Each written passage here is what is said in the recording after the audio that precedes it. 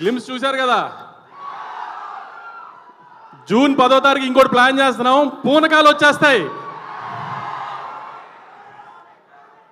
Sir నేను ఇండస్ట్రీకి వచ్చి 10 ఏళ్ళు అయింది సార్. నాకు రామారావు గారు నా లైఫ్లో ఎంత ఇంపార్టెంట్ అంటే, సితార్ ఎంటర్టైన్మెంట్స్ అని బ్యానర్ పడినప్పుడు రామారావు గారు శంఖం ఊతితేనే బ్యానర్ పడుతుంది సార్.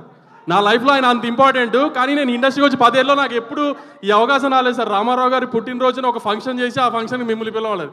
విశ్వక్ దయవల్ల అది కుదిరింది సార్. నాకు ఇవాళ చాలా థ్యాంక్స్ సార్.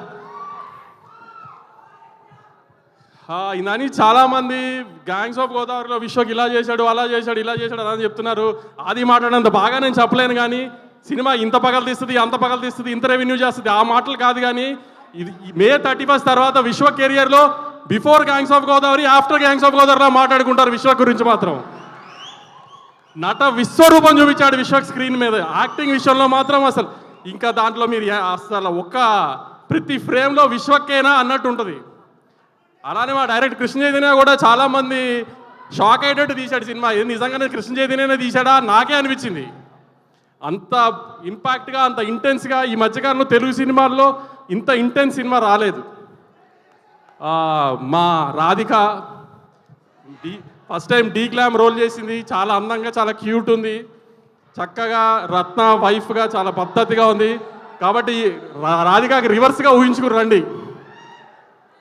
అంజలి గారు ఫస్ట్ టైం మీతో పనిచేస్తామండి. కానీ స్క్రీన్ మీద మీరు కనబడగానే స్క్రీన్ అలా లిటప్ అయిపోయిందండి. ప్రతి చోట మీరు కనబడినప్పుడల్లా అది మాత్రం మీరు స్క్రీన్ తినేశారు అసలు.